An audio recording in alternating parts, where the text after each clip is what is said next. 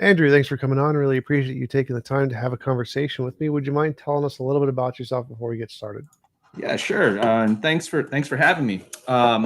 So my name, you can call me Andy. I've been a philosophy professor for 20 plus years. More recently, I crossed over into the dark side of administration. I was the director of the Janet Prindle Institute for Ethics for about 7 years at a small liberal arts college in Indiana.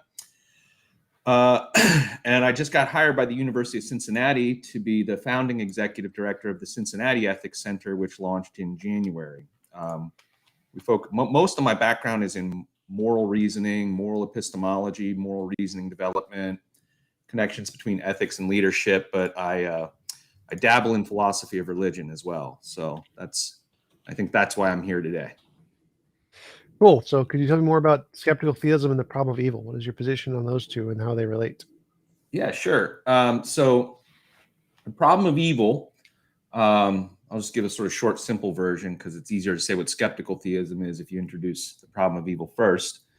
So the problem of evil is roughly the idea that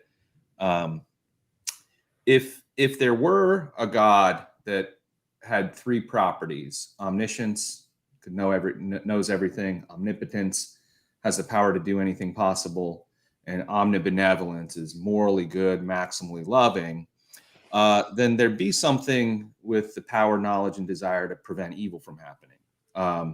And so you'd think that there wouldn't be, if there were such a being, there wouldn't be all this evil in the world unless there were some reason to permit it. There can't possibly be a reason to permit all the evil that we see in the world, pain and suffering. And let's define evil as just unnecessary pain and suffering. So there must not be such a thing. That's the logical problem of evil in a nutshell. A lot of defenses against the problem of evil are what you call greater good defenses. Roughly, they try to point to some reason that instead of God, I'm say triple O being, right? Has those three O's, right? So a triple O being, they try to come up with possible things that a triple O being might have in mind. Some people say like a free will defense, right? You don't want creatures who are robots. You want to allow for some of the greatest goods like love. Like if you think love is a great good, you can't really have genuine loving relationships if we're all just programmed to do the right thing the whole time. So if you're going to allow for genuine acts of love, you need to allow people to do bad things, something along those lines. They need to be free to not be loving, because love is better when it's free. Some people think it's conceptually impossible to love without the freedom to be bad. So, but those are greater good type defenses. The skeptical theism it's an interesting one because it's basically doing a bunch of epistemology and thinking about our moral reasoning capacities generally. The skeptical theist looks at the premise that says there couldn't possibly be a good reason for a triple O being to allow all this stuff. So that's the same premise that the greater good defenses offer or go after. But instead of offering a greater good, it says, we should be skeptical about whether or not we should have good reason to accept that premise. So some people call it a kind of, they'll say that the problem of evil, the defense of that premise is what they call a no-see-em objection. I no-see them, so they must not be there, right? And they say that's a bad inference to make. And so it's not outright rejecting the premise. It's just saying we don't have good reason to accept that premise. And the traditional skeptical theist response says, look, we just don't have any idea what it would be like to be an omniscient being. And we have no idea what evidence could be out there for allowing the world to be the way it is. And so we shouldn't accept that premise. So it's not rejecting the premise outright. It's saying we don't have any rational basis to accept it because we lack the capacity to judge what a triple O being might have reason to allow. Something along those lines. That's the classical skeptical theist response. Could you explain more what you mean when you say we're not justified in believing that premise? Like, because it seems like it would be entailed by the definition of a perfectly good being that it would want to prevent possible. It seems like those are like synonymous definitionally. So what would it mean to say we're not justified to believe that premise? So it's well, it's just like suppose you think. So let's go back to the greater good defenses, like free will, right? A perfectly good being, it's not going to be synonymous with a perfectly good being that they wouldn't allow any pain and suffering. They might not allow what you might call unnecessary pain and suffering that isn't part of a world where there's some other great good that sort of outweighs it, right? So greater good defenses, they're not going to say a perfectly loving being will prevent all evil, all pain and suffering. They'll only prevent pain and suffering, or they'll allow it rather, if there's some greater good that can't be obtained without allowing for the possibility of those things, if that makes sense. And so the skeptical theist is saying, I don't even need to offer up what that possible thing might be. All I need to acknowledge is that for all I know, there could be some good that outweighs the pain and suffering that I see around me, that from my perspective seems unnecessary. But I couldn't judge that an omniscient being who had intellectual capacities that vastly exceed ours might not have some greater good in mind. And that's the thing they're saying we're not justified in accepting. Now, there's some significant problems with that response, but I don't think it's a definitional one, like what you described. So it's simply just like the unknown greater good? Is it? Yeah, so it's like roughly they say, for all we know, there could be some greater good. And we lack the intellectual capacity to determine whether or not that thing could exist or not. We can't imagine what it would be like. They might, another way to put it is like, for all we know, if we were omniscient, right? If we knew absolutely everything there was to know about the world, past, present, and future, then we might well spot a greater good that we lack the intellectual capacity to spot right now, given our limited cognitive capacities compared to a triple O being. That's sort of how it goes. Gotcha. So yeah, that's I didn't realize it was called skeptical theism, but that was just an extension of Plantinga's greater good argument. He just starts with free will, then goes to some unknown greater good. Yeah. There's some similarities to the greater good. It's just saying we don't need to identify a greater good. Gotcha. All we have to do is say that we lack the intellectual capacity to reason that there couldn't be one. And if we were omniscient, maybe we'd see it. Something along those lines. Now, I actually think theists should be very worried about that reply. Why? Well, it's a double-edged sword. So if you're just doing this as a pure intellectual exercise, yeah, great. But most theists, they embrace, and I'm sorry, are there comments coming up? Should I be? No, ignore the comments. Okay, cool. Them. All right, yeah. I've got you on a little tiny screen so that it looks like I'm looking at you. And so I can't see any of these comments. Sorry. That's a good thing. It's usually better to ignore the comments on social media. Don't read the comments. Yeah. Okay, good. So where was I? Okay. If you're just doing this as like an abstract philosophical exercise, you might be perfectly fine with that response. But most theists have a particular kind of theism that's fleshed out with a lot of additional stuff. Like take Christian theists, for example. Christian theists make a lot of claims about God, right? They make a lot of claims like God will keep promises. They hope that they're going to go to heaven if they do the right things or whatever. Believe the things they're supposed to believe, or whatever the faith tradition is. The bottom line is they purport to be reasoning about what God would do, right? Now, if you say, well, gosh, I have no idea if a triple O being might have a good reason to outweigh this, you're basically saying, I can't reason about what God would do in the face of all this horrendous evil. Well, that cuts both ways, right? So take a promise that a Christian theist might think God has given to his people, like, do this and you will be rewarded with eternal salvation, right? I will never flood the world again. Yeah, Rainbows. exactly. I will never flood the world again. And that's what this rainbow is supposed to mean, which I didn't understand that. But anyway,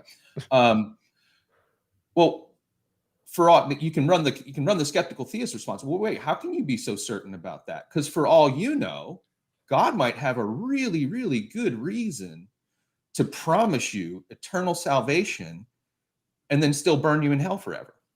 Like what? Like how can you not read? You're not a triple O Oh, being, could right? you go further than that and say, like, he has a reason to make a promise and then also a reason to break that promise? Yeah, right. I mean, and for all you know, he could, right? For all you know, this is some game that God's playing with angels or something, and you have no idea if God might have reason to break his promises to you. And so so I think theists who want to be able to make any positive claims about what they think God might do should be leery of that kind of response. Yeah, I think that's definitely a really interesting argument because theists mostly say, like, it's impossible for God to lie or whatever, but maybe there's some greater good. Maybe there's some greater good that allows him to lie. Maybe there's some I greater good to allow him to sacrifice your children. Maybe there's some greater good to allow him to do any potentially evil thing we could imagine. Yeah, I don't want to get us off track, but like I've never understood that claim that it'd be impossible for God to lie. I mean, killing seems worse than lying, and a lot of that happens, right? If God Yeah. exists, he's the cause of death of 100% of the population, right? So like the idea that like God would never lie, I never understood that. Why like if if God has if there's a God that has reason that outweighs all the evil that we see, is it really that hard to believe that God might also have reasons that outweigh an occasional not lying scenario? Um, so anyway, yeah, Yeah, I definitely see that as the same kind of contradiction where they want to put a human element where they can understand him and his actions, God and his actions, but then also want to say that there may be some higher thing that we can't understand, which is answers all the questions that we don't, that give us some kind of cognitive dissonance with this idea yeah, of a God. yeah, So why would I don't know if that would be compelling to most theists, though. I think most would probably just say that maybe there's some things we can understand, but some things we don't understand. And so it's possible that we understand part A just fine, but part B, like why he allows all this suffering, maybe that's a problem, or maybe it's just a response to like the logical problem of suffering. Like if someone says it's logically impossible for there to be a God, well, oh, it's not logically impossible because maybe there's some good reason or something. yeah. And so in that context, it would be fine. But it wouldn't. I don't think it would lower any theist confidence they have in their personal God that they actually know and speak to him and he answers prayers in any way. Yeah. Yeah, I mean, it might not be psychologically compelling. It might not it might not cause them to change a view.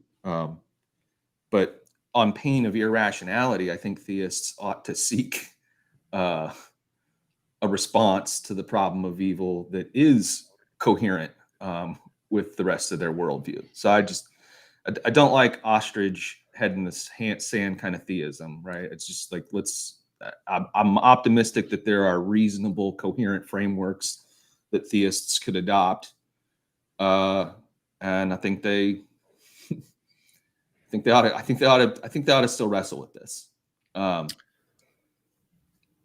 I mean, so I guess I could talk a little bit. I've written a little bit about this problem. I don't know how you even got my name connected to skeptical theism. How did you even find? I do tons of research on the topic, and I don't remember exactly how I heard yours because I Okay. do this all the time. I have thousands of names listed everywhere. Okay, cool. If you encountered that edited volume by Doherty and McBrayer, essays on skeptical theism, because I had an essay Maybe, in that, so that might have been it. probably. Um, so I think there's, I think there might. So this problem that I just identified, it's called the reasoning about God problem, or at least I'm calling it that, right? Like if you say I can't reason about God when I'm thinking about the problem of evil, I don't think you can reason about God in your own, as you're living out your own faith. So it's a double-edged sword. It cuts both ways. Maybe it gives you a response to the problem of evil, but it also, I think, completely undermines your ability. So I wrote an essay called Two Different Versions of Skeptical Theism. There might have been two new versions. And so I can kind of just try to walk you quickly through both of those. I think they're a little more promising. I'm not sure how well I think they work. I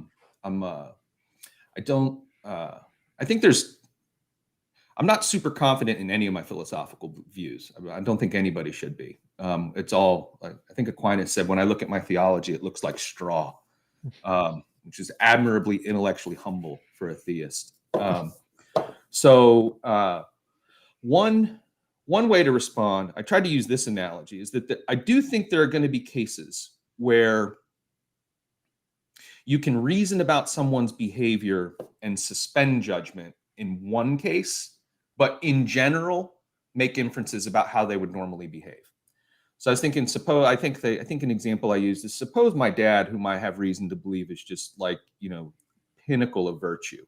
I get evidence that he's murdered someone, right? Or that's what everybody's saying. And I might think, whoa, okay, I'm not inside my dad's head. I could, maybe I should suspend judgment about this particular case, like this particular thing. Like, I'm not inside his head. I normally think he's a stand-up person. I'm going to suspend judgment about whether or not it was an unjustified killing. For all I know, he could have had a good reason that I'm unaware of, right? And then he calls me up and says, hey, look, can I meet you? Something crazy's happened. I promise it'll make sense, right? Something along those lines, right? I don't think I'm completely unable to reason that my dad might keep his promises in the future. So I do think there's some sort of asymmetry there that's worth exploring. I think it's hard to articulate. I don't think the analogy is a perfect analogy. But it gave me an idea. There's this area in epistemology, thinking about reasonable disagreement. And I'm going to introduce a couple of technical terms. I don't know if you're familiar with is your background in philosophy? I don't want to be pedantic and just tell you things. Yeah. Okay. Then are you familiar with like the reasonable disagreement literature in? Yep. A little bit. Cool. All right. So there's a concept of like an epistemic peer, right? Someone who has all the same evidence as you. And there's this interesting kind of thing where you might think, if I know you to be an epistemic peer, right, and you and I disagree, there's a position in the reasonable disagreement literature said that should give us both reason to back or reduce our confidence in our beliefs, right?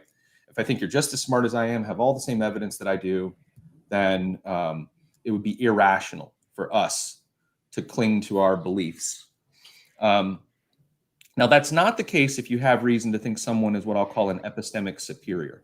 So let's imagine I have reason to believe that you are an epistemic superior. You're smarter than I am. You have more evidence than I do. And I'm also going to say, let's add to it, you're also a moral superior, right? So I think you're a better person than I am, more likely to do the right thing in those circumstances and things like that. I think the problem of evil is in many ways related to epistemic disagreement. Essentially, what you're doing is you're looking at the evil and saying, and all the evidence that you have, and saying there's just no good reason for this, right? And when you reason that there must not be a God, you are ruling out the existence of a epistemic and moral superior, right? But I don't think you can do that, right? Like, I could reason that, I don't think you could reason that there's not an epistemic or moral superior there.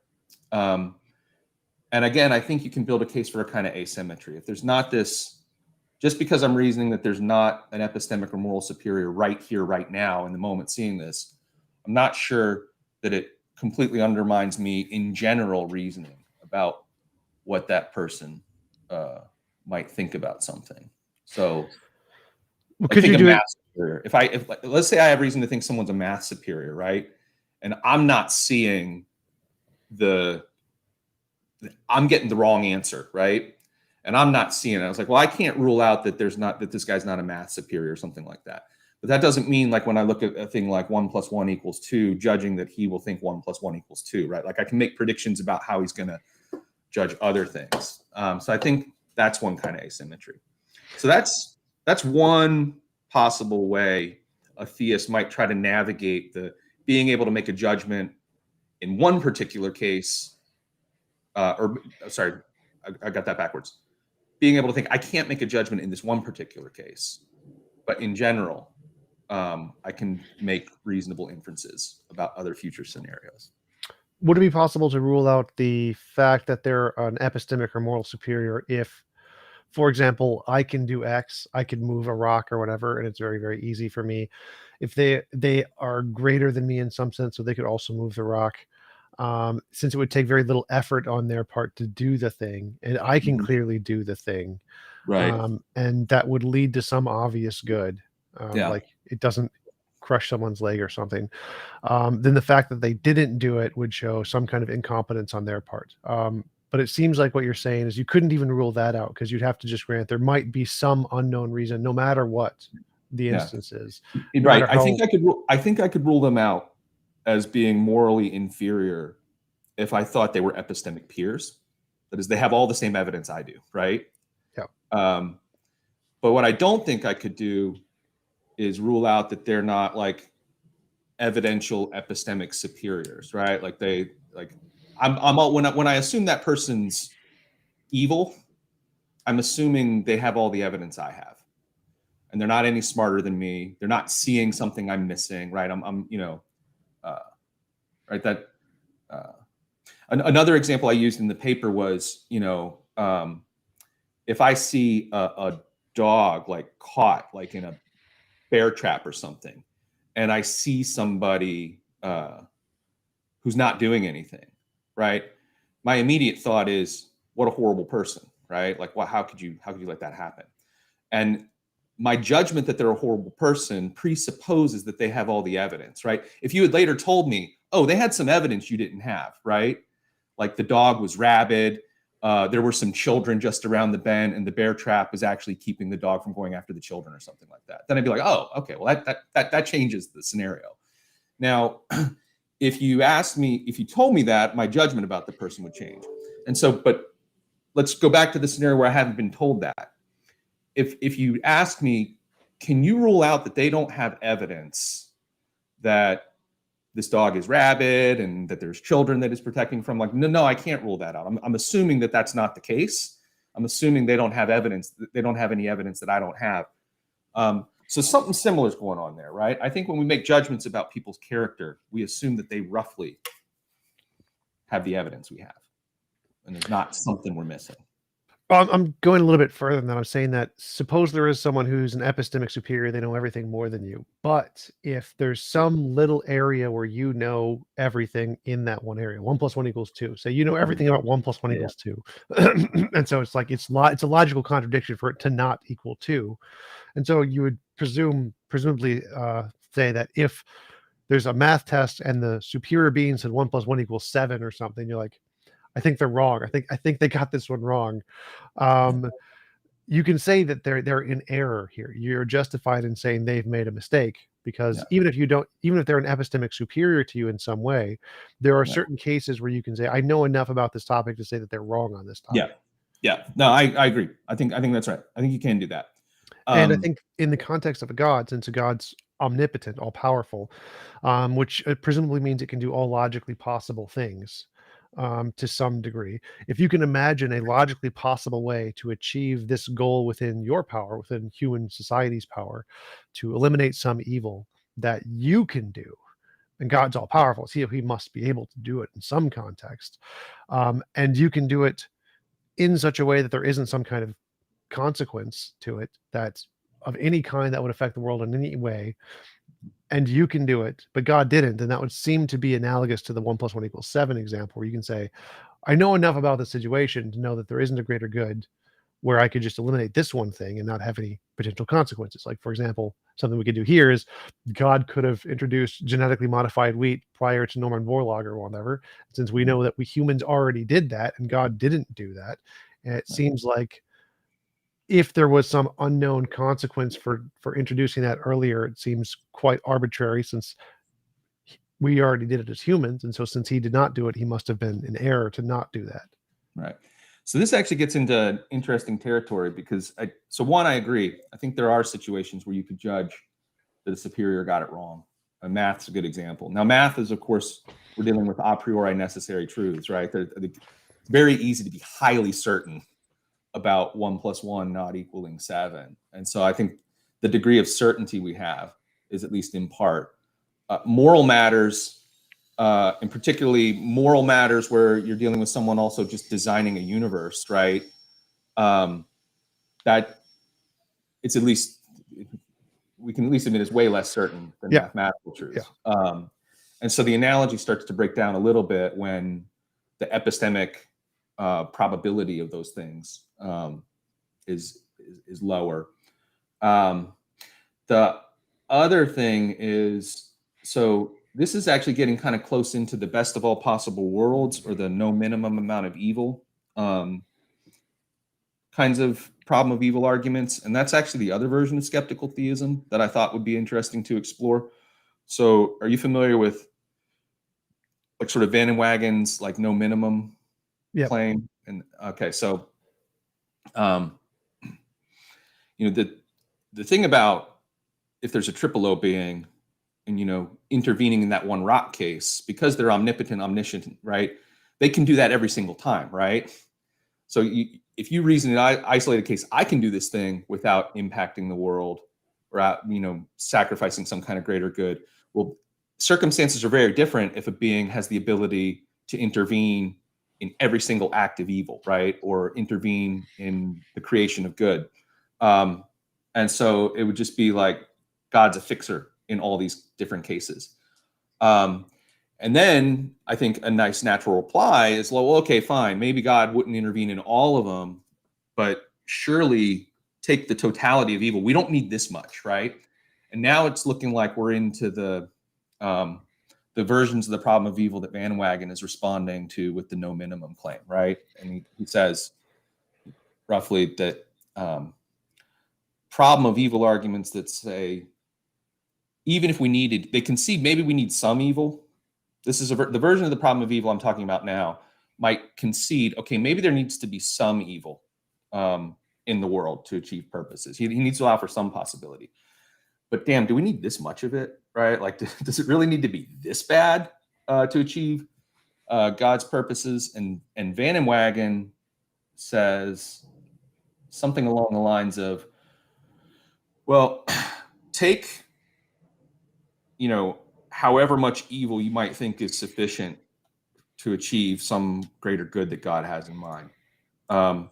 You'll always be able to imagine a world with a little bit less that could probably achieve, right? And so his idea is there's no minimum amount of suffering that might be sufficient to achieve whatever it is God might be trying to achieve that we'd be unaware of.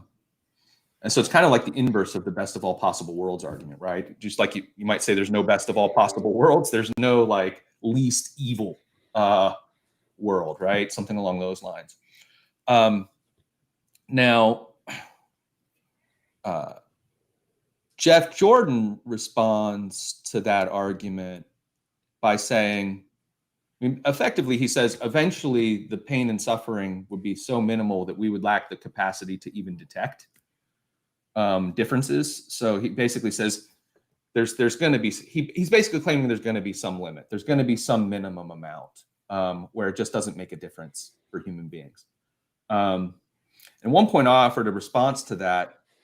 We don't need to go into the details of that response, but this would be another avenue for a skeptical theist to go. This is a different kind of skeptical theism because it's not attacking there's no greater good.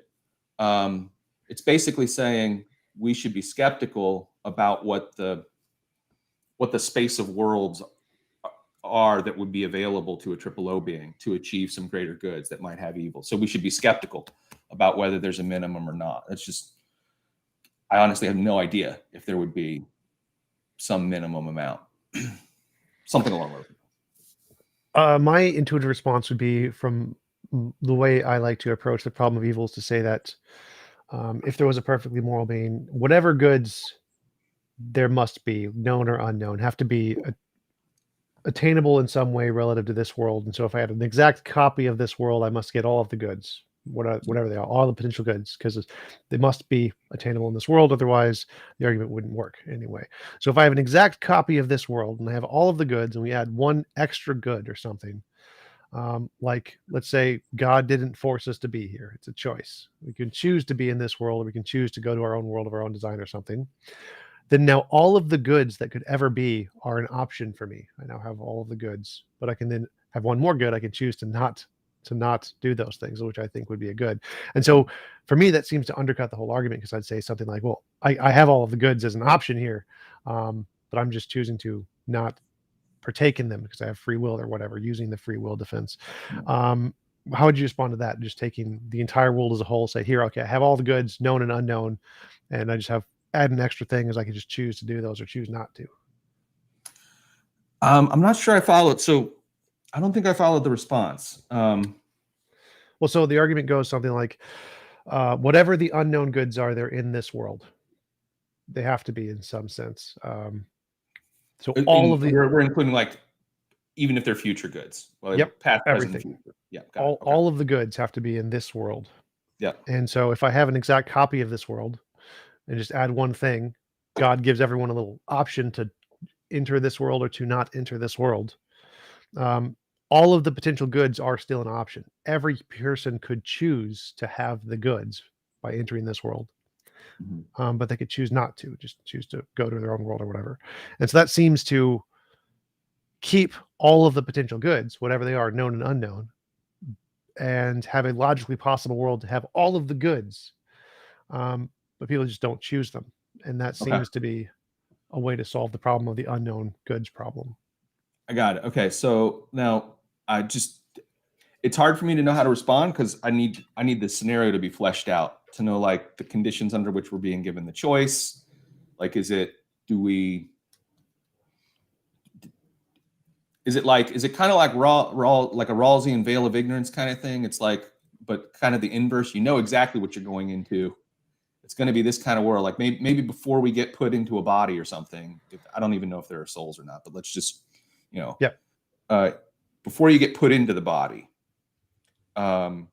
you get to choose, right? Yeah, that'd be one way to do it. Is that the idea? Okay. You could also take it a more literal approach and say God just sends you an iPad from heaven and you get to select, like, right now, who you are right now, to keep all of the past goods. You can just choose stay in this world or not stay in this world or whatever. That would work too. Right. Now it's hard because I mean, there are possible goods that might be of value because they're unknown to you. So I don't know, like, right? It may be that there's some kind of reveal, right? Where it's like maybe the goods aren't even in this world. Maybe the goods are like when the whole story's over or something like that. But the only way to appreciate those goods were to have gone through this in a particular way. So if those are the nature of the goods, I'm actually trying to I have a hard time figuring out like how this is a logically possible scenario, right? Like, what if the goods require our ignorance of what they are? Then we'd be given a choice. But what would the choice be? Go into this world and forget. So you could into this world and forget. And then, of course, it's like, for all we know, that's the way God set things up. Maybe we did come in from that omniscient state, and we're all like, "Yep, let's do this thing." Yeah, it would just contradict the Bible, and so most Christians would have to disagree with most of what the Bible says at that point. So I wouldn't say this would be an argument against any possible version of a moral being, but it would definitely be an argument against Christianity in that context. Well, that's the other thing. I think Christians need to be way more open to that. They get some of the metaphysics of this world wrong. And I'm not like an errantist about the Bible. I think we ought to be open to like maybe some of those details aren't right. I mean, Christianity literally cropped up out of Judaism saying, you know what, maybe some of those details aren't right. Maybe it's not like an earthly king. Maybe it's this other kind of king, right? So like Christianity has a history of like re-envisioning the metaphysics of the world they inhabit. And, so be But it. every jot and tittle, that's not right. Yeah. Yeah, I agree with you. It's going to fly in the face of what some things in the Bible say, but Do you think I'm much so? more inclined to be like, so be it. Do you think it could ever be rational to, like, from my perspective, I think it would be irrational to believe that. So, say, like, there's Hitler or somebody, and you see Hitler as a moral and epistemic superior to you, but he's just killing all of these Jews, and Right. you get this cognitive dissonance, like, that doesn't seem right. This seems bad. Um, at what point are you justified in saying, nope, I think he's just bad? Um, Yeah. but given your argument, is there a point where you could say that? Is there some amount of suffering where you could rationally conclude, I think this is not a good thing to believe anymore? Yeah. Um, I I think you could get to the point.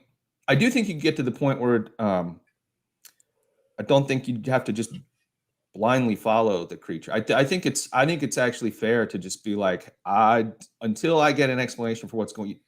I think it's fair. I think it's okay to live a life of faith and still think God has a lot of explaining to do. Right? Like this is I'm I'm so in my sense I'm hopeful that this is going to make sense. Right? Um, and if I never get an answer to that, I do think I'd be upset. Like at some point, I'm hopeful that there is something like that. And this, or if there is a being, then that was C.S. Lewis's worry. He became a theist before he became a Christian. He was on board with the idea that there was some kind of designer of all this, and that you know was sentient and had an enormous amount of power. But he was really worried: is the thing evil or not?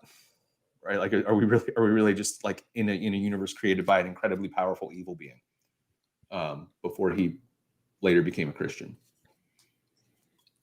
That would be one of my fundamental questions is, let's suppose this is an epistemic option, or you can take this position that there is a epistemically greater, morally greater being.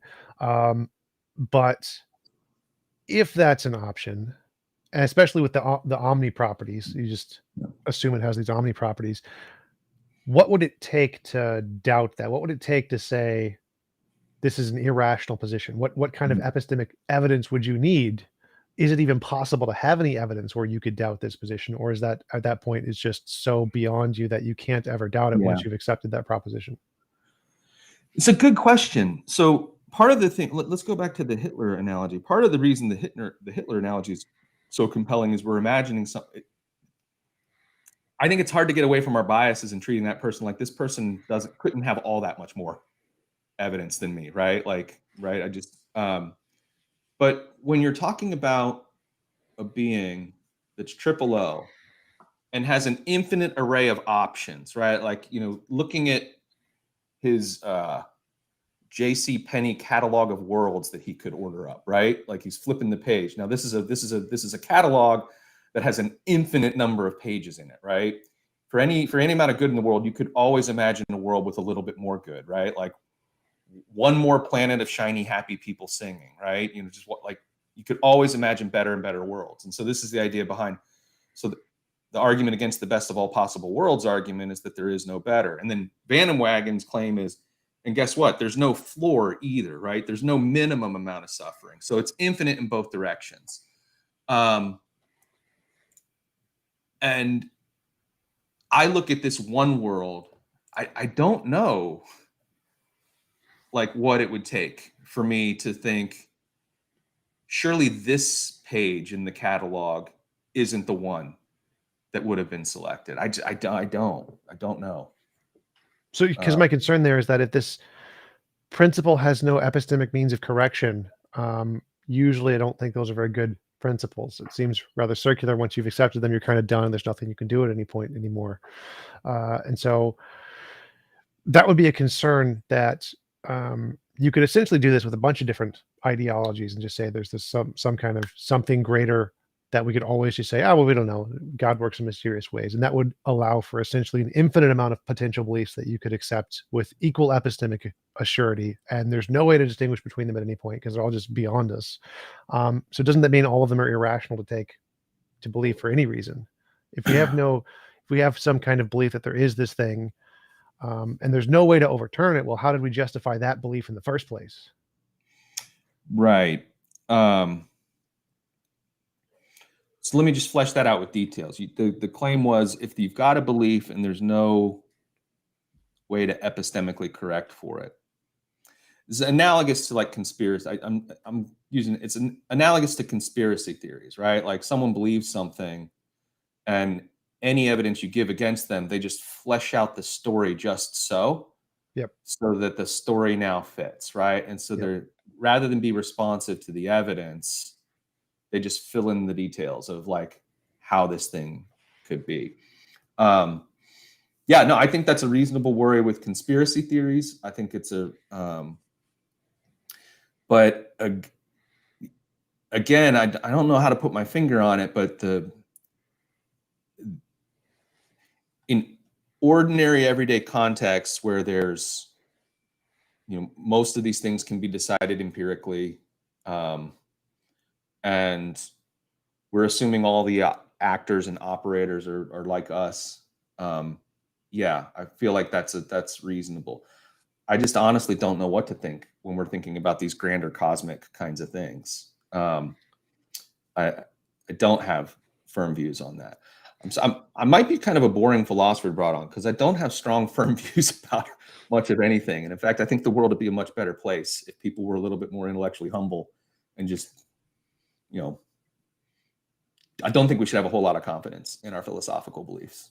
Yeah, the only true wisdom is in knowing you know nothing, right? The Socrates quote. Yeah. But I In want to ask fact, in a different way, slightly different way. Let's say that, so I have some belief that is so strong that it can't be epistemically overturned. In order to justify that belief, it seems like you would need an amount of evidence that would be proportional to it in some way. So, like, what evidence could get you to the point to have that belief and have it be a justified belief in the first place? It seems like the amount of evidence required to get you there would be essentially the same amount of evidence that would be required to overturn the belief. And since nothing can overturn the belief, it seems like you have to have made some leap beyond the evidence to come to this conclusion that you have this justification of whatever this belief is that can't be overturned. yeah, If there's not enough evidence to overturn it in the world, then there seems like there wouldn't be enough evidence to get to the point where it's justified either. right. That's good. I like that. So, if I follow correctly, claim is if it's going to be rational to hold a belief, I'm trying to get the principle before my mind. If it's going to be rational to hold a belief that is, in some sense,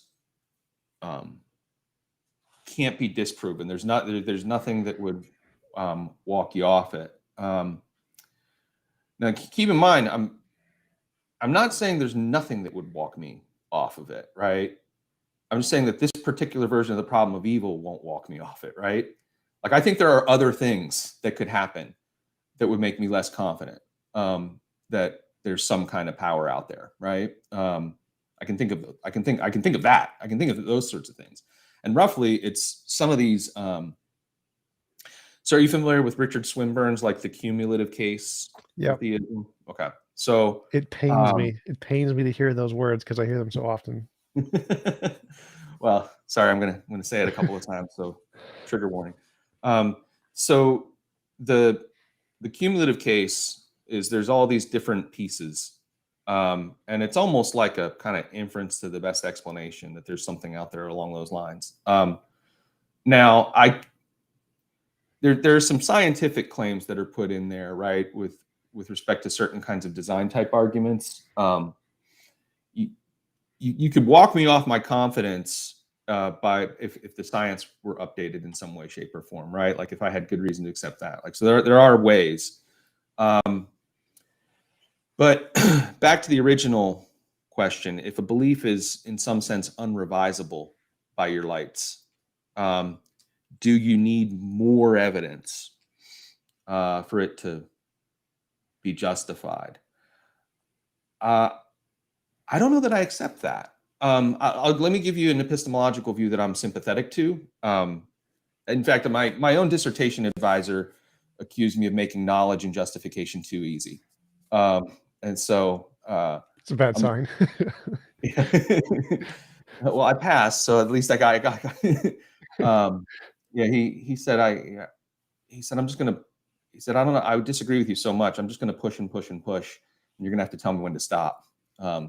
So on my defense day, I told that story and said, okay, now it's time to stop. But the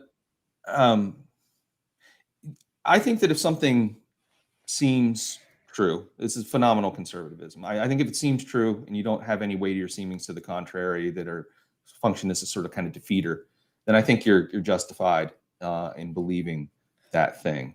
And so that, I mean, if I think that commits me to denying what you said, that you need weightier evidence if you have something that is in some sense going to be difficult to revise or something like that. I'd have to think through that more. Well, my objection there would be is that I would technically agree that if you have this, if it seems true and you have no defeaters, it's rational belief. But in this context, this belief, there could be no rational defeaters, and there's a problem. So Yeah. no, it's just it seems true. That Right. part is questionable to me because these things, like if we start seeing Hitler like gas babies, that should be something that should count as a rational defeater Yeah. or something that Yeah. should at least make you think it's a rational defeater. Yeah. And if your principle is such that it's just eliminated all of those, there can't Yeah. even be a rational defeater. That seems to be a problem. Yeah. Another thing I like this a lot. This is good. I need to think about your principle more. So I don't have any Gotcha. quick, slick reply on that. And I also need to think about what are the commitments of the skeptical theist? Is there really no possible reason that should walk them off that belief? Yeah, because that to me sounds a lot like the conspiracy theory thing, where no Yeah. matter what you see, you're going to make it fit your worldview. Mhm. And so without having some criteria to establish whether or not it would or would not actually count for or against, and having some falsifiability criterion of some kind, it Yeah. doesn't seem like it's a good rational position to hold in that context, just for the same reason as the conspiracy theory thing. And I think there's a potential defeater for those kinds of arguments, in that we know we have this bias of confirmation bias where we're going to try to make evidence fit, and having a principle that's just a perfect instantiation of confirmation bias where no matter what you see it's gonna fit seems dubious to me. Mhm. Yeah, I have to think more about that. I don't know how much time we have. There are other interesting things in the Sure, philosopher's toolkit, so to speak. go for it. I don't have a That time might have limit. some. I What's don't. I that? normally set it for an hour, but I don't have a time limit, so we can keep going past that.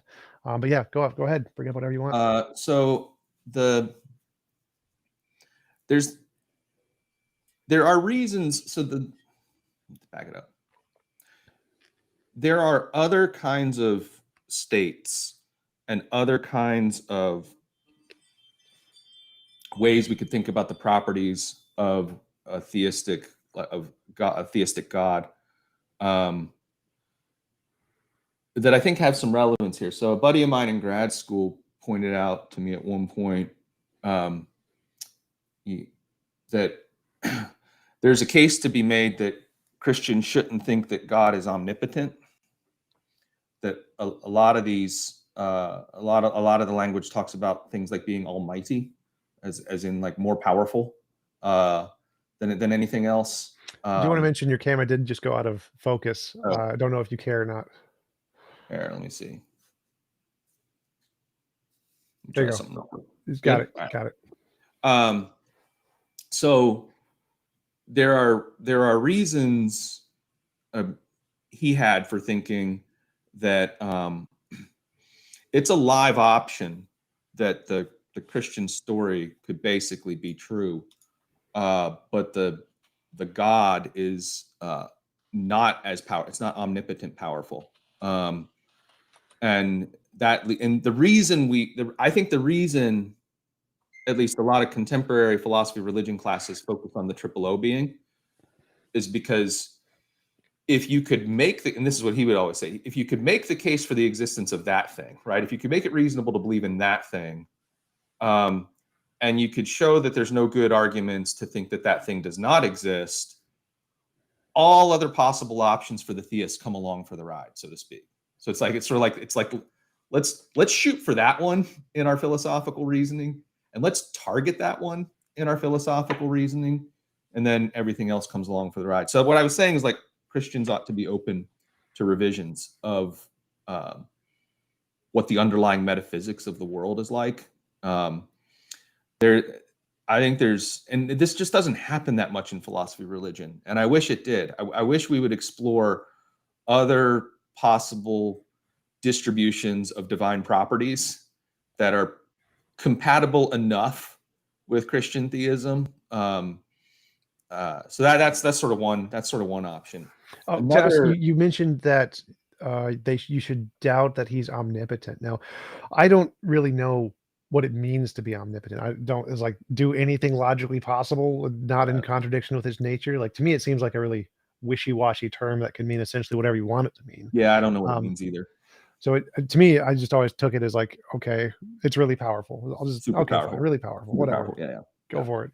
Um, And so when you say that they should doubt it's omnipotent, what specific definition of omnipotent do you think they should be oh, doubting? well, I mean, it can do all logically possible things, whatever that is, right? Yeah, that it might not need to be that powerful. I mean, it could, So like, for what would all I be a know, thing? something. What would be like an example of something it might not be able to do that you think would be a rational way to consider God to say, well, it can't do this? Well, it may not have as much control over being in all the places at all the same time, right? I mean, it might be like I mean, it's a live option that something very close to the Christian story could be true, but it's like a super powerful Gandalf or something like that. That's at the So helm, right? Mormonism, just straight up Mormonism. All right, It could be something like that. I don't know. sure. Is that really Mormonism? Is it God? Yeah. So Powerful Mormonism God is just a super evolved being. It's not the original thing that was created. It's just a really Okay. powerful being and created Okay. all. Yeah, fair enough. So that, I mean, there's a live option. So there's a whole space for something like the Christian story to be true, with a wide range of possible things at the helm, so to speak. And again, for all I know, maybe some of those are the options, right? Maybe we're wrong about this thing over here, right? And ought to be open to that. There's another array of options open. So I wrote another paper I wrote was on divine hiddenness. And I'm sure you're familiar with Schellenberg's problem of divine hiddenness stuff. So God wants a perfect loving relationship with all of us. Why is he so hard to find? Yeah, why is he not? Why are there, what is it? All the time. What something non-believers, non-resistant non-believers or something? Yeah. It should be they should be culpable for their non-belief. It should be their fault, right? But it's not their fault. They don't have enough evidence, right? They're perfectly rational in their non-belief. But one of the things he said is necessary for a personal relationship with God is belief, and belief in the sort of Western sense of the word, right? Which is like an internal, yes, this thing is true, with high degrees of confidence that it's true. And I gave a bunch of examples where I thought it was possible to have a personal, loving relationship with someone and not believe that they exist.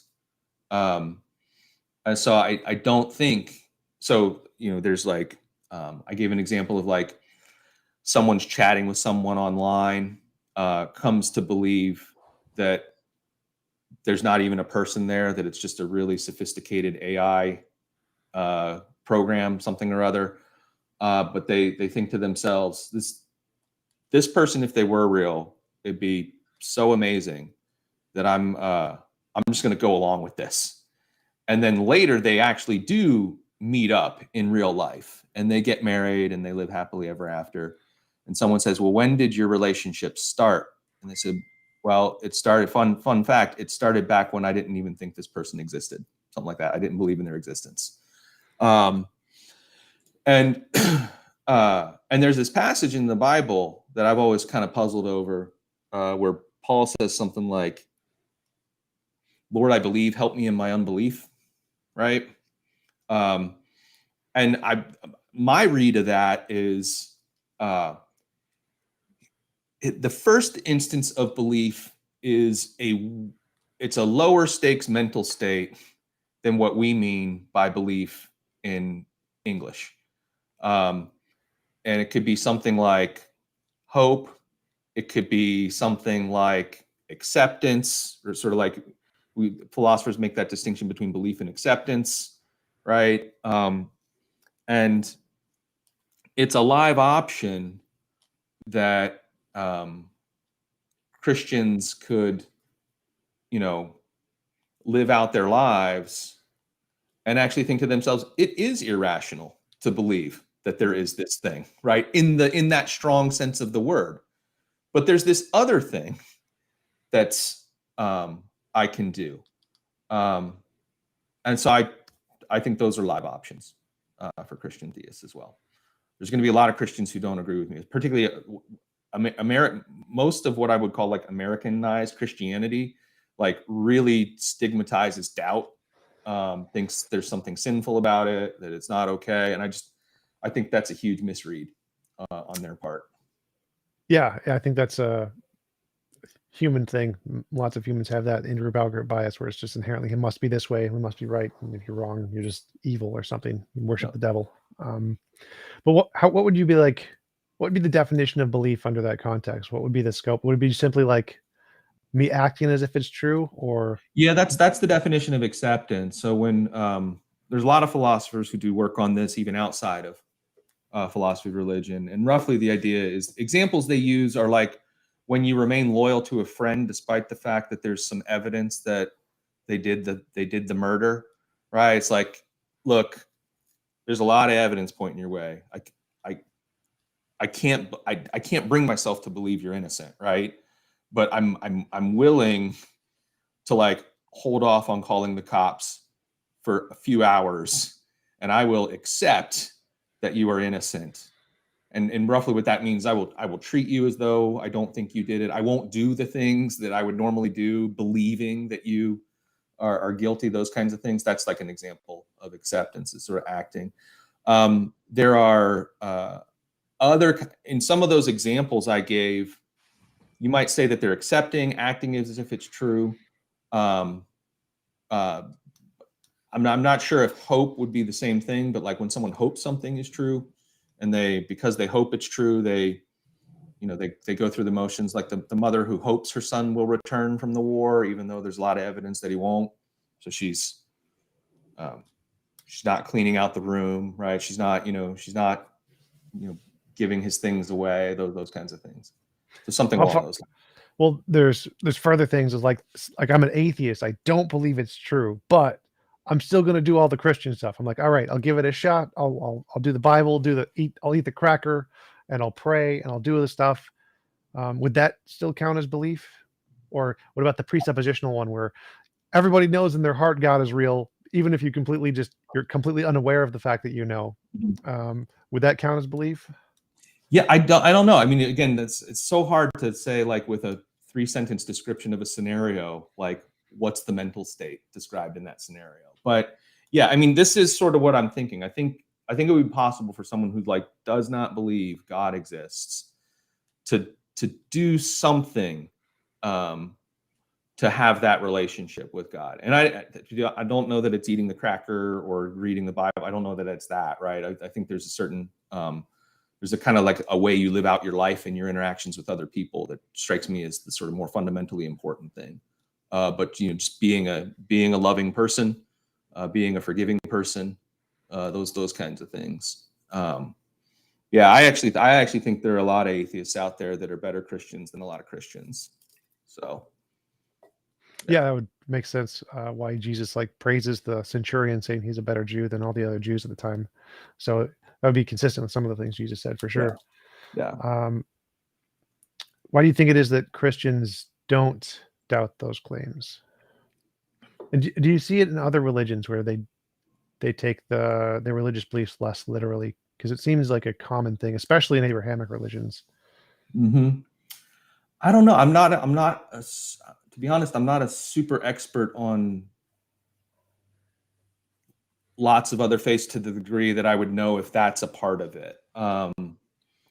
But um, it sure seems like there are some um, Eastern traditions that sort of like um, there's a lot more room for skepticism and intellectual humility in those traditions. And so uh, I can't pinpoint any particular one off the top of my head. Um, and I don't know why. This is in part a psychological claim or a historical claim, and that's I'm sort of getting outside my lane when I do this kind of speculation. So I'm just going to do some armchair psychology for a second. So uh, I I think um, I think when religion started to become an important part of the state, and an important part of like preserving social order and things of that nature, um, you, it it wasn't going to play that role if you didn't punish people who were skeptical, right? Like you needed it to be true, and you needed everyone to accept it to be true, because that's how you were going to get people in line, right? Something along those lines. And so I think when religion becomes an ineliminable part of state to sort of keep to preserve social order, the uncertainty of it doesn't work, right? If you're just talking about how am I going to live my personal life, right? Not seems like much more room for uncertainty, much more space to like figure this shit out. Sorry, but then You can curse on here. There's no problem. okay, um, just figuring it out. There's less room for that. It doesn't play that social role. So my armchair sociology is uh, when religion is an important part of preserving social order, um, that religion is inevitably going to involve to require certainty, right? Um, because the way it preserves social order is people accept certain claims of the religion, and then that dictates their behavior to like play along and be nice, right? As soon as everybody starts doubting this stuff, they're not believing the things that are going to have them engage in the behaviors that the state needs them to engage in. And so I think that's probably right part of the explanation for why the religions that are so dominant um, also have this kind of little patience for uncertainty. I think that's me doing some armchair sociology for you. Yeah, it definitely sounds reasonable to me. It aligns with my like Robert Sapolsky did a um, seminar on the origin of religion, said it could possibly be from like people with schizophrenia who had these really passionate ideas, and it was adopted as this way of social control, and that was one of his foundational beliefs about why religion is so popular and evolutionarily successful across the world. So that would definitely make sense. Yeah. Any other interesting arguments or you've been researching recently?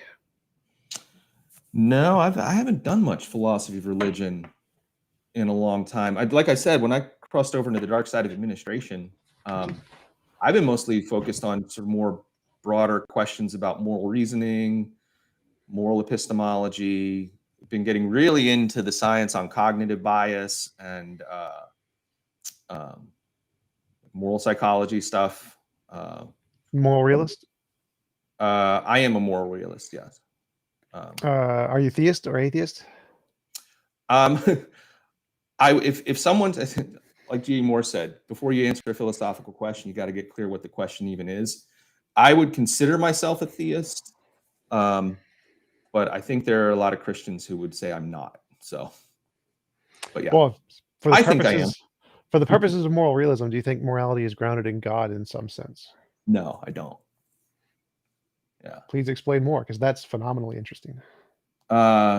Yeah. So, well, I mean, the Euthyphro problem, I think, just destroys divine command theory. Like there's just no, right. If it's God's approval that makes things morally right, then it's completely arbitrary what is morally right or wrong. In fact, that's a very simple solution to the problem of evil. None of this is evil. God approves of it. Yeah. Right. That's, and that's the other fun fact. Problem of evil doesn't get off. I don't think problem of evil gets off the ground unless you're a moral realist. I don't think you can do it. So I think you've got to be a moral realist if you think the problem of evil is a problem. And I think you've got to be a moral realist that doesn't ground moral facts in God's approval. Because to be fair, I think you can do like an internal critique and say, if you're a moral realist and you believe in God, and you can be a moral subjectivist and be like, I don't think it's evil, but if there was, that's fair. No, you're right. Sorry. If you were accepting the problem of evil as sound, I'll say that. If you're just saying you over there have a problem, if the way you're approaching the problem of evil is you over there who are a theist and a moral realist, you have this internal inconsistency problem. I don't have it because I don't believe in God and I'm not a moral realist. So it's not a problem for me, but it's a problem internally for you, for your worldview. I get what you're saying.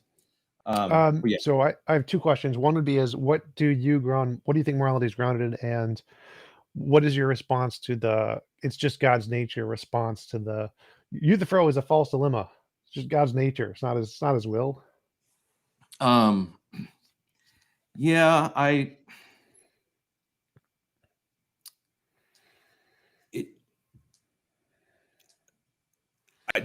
guess I don't even really know what is being claimed about God at that point when you say it's his nature, not his will. I don't know what to say. I don't think I even quite understand the response. Sorry, what was your other question? What do you ground morality in? What do you think is, if it's not God in some sense, what grounds morality, moral realism? Yeah, I don't know yet. I've been trying to figure that out. I'm not sure what it's grounded in. I just, to some extent, I just think it's a fundamental feature of there are just these things that are wrong, and I'm not sure that there even necessarily is a ground. So a lot of conceptual analysis is trying to sort of figure out what the bedrock properties of the world are that things are built up out of, and I think when you have sentient creatures that are capable of pain and have interests and things like that, it comes along for the ride that there are certain things that are wrong to do. And I don't know that I can take it. It's not turtles all the way down. At some point, I think it just sort of stops, and there are these things, and they are wrong. And I don't know that they necessarily have to have a ground, if that makes sense. Well, I'd say that is a ground. I'd say there is something there. The way I like to phrase it is, I think I'm also a moral realist, even though I'm an atheist, and I think that there are certain properties in the world that we haven't discovered or expressed with science yet, and like higher order emergent properties, some unknown law of physics is what I would call it. I think that there is some moral foundation in the universe as an unknown law of physics, and it is in this higher order things that we just don't know about yet. And I think we're going to discover that in the future. That's my argument. Yeah. Well, I'm kind of with you, although I don't know that we're going to discover it. So this is another thing about that I'm fascinated by, and why I think people should be more open to there being not magic, because I think magic is just science that we don't understand yet. But to define magic that way is like science that we don't understand, something along those lines. So it just seems like it seems like it's not explained by our laws of physics. But as soon as we figure out what's going on there, I think it stops being magic, which our physics has just been updated. But anyway, I would say that there could be like a different ontology other than just matter and energy, and that ontology has some kind of extra essence to it that operates in some way analogous to how we describe magic. You'd say, yeah, there's the magic ontology. It's over there. Yeah. So, but anyway, the reason I think we should be more open to the existence of things like gods or deities or other kinds of creatures that are outside our ability to perceive is um, a lot of the explanation for all of our cognitive biases are roughly that our brain makes all kinds of shortcuts because it was survivally advantageous for our brain to make shortcuts, right? Rather than sit there and deliberate about whether or not there's a tiger there, just assume there's a tiger there and get the hell out, right? Like, and so, I mean, this is part of the reason why it almost feels like we're programmed to see faces in things. Like, you know how you look at wood grain floors? I mean, there are alien faces all across my living room floor, right? And I see them staring at me every time, right? So our cognition, now, it's survivally advantageous to get at the truth, but really it's survivally advantageous to get at the truth that's an immediate threat to you and your offspring, right? Like those are the things that it's important to have accurate beliefs about. So our cognitive equipment did not evolve to, it would be a miracle if our cognitive equipment evolved to the point that we would detect angels, demons, like whatever, right? Like unless there was some survival advantage to being able to detect those things, it'd be a miracle to do that. So I think we have good reason to believe that our cognitive equipment is like not the best, right? In terms of, you know, getting at the fundamental truths of reality and the underlying metaphysics of the world. And so I don't know how we got down this path, but it strikes me as it would be remarkable if our brains were good enough to do that. So, I remember you said we'll eventually figure out what grounds morality. I'm not sure we will. I think it's real, but I'm less optimistic that we have the capacity to detect a ton of stuff that's going on in this universe and could be going on around us right now. Oh yeah, for sure. There's the common argument of quantum physics is that the way our brains intuitively evolved has absolutely no way to really understand what's going on in quantum physics. It seems like randomness is a thing. All right, it's a fundamental force of physics now. Okay, then I'll just accept that. Cool. But I think that whether we discover it or not, the potential for it being like an unknown law of physics, I think is there. That's because I think that physics is broader than what we've discovered. I think we've only touched the surface. Oh, certainly. Yeah. 100%. Well, we've been going for about an hour and a half. Really appreciated you coming on. It was a great conversation. Do you want to give any links or references where people can find more about your work? Let's see. I'm trying to think. Not really. I mean, there's if anybody here is in the Midwest, around Cincinnati, cincyethics.org, we do a lot of K through 12 ethics education and leadership development work.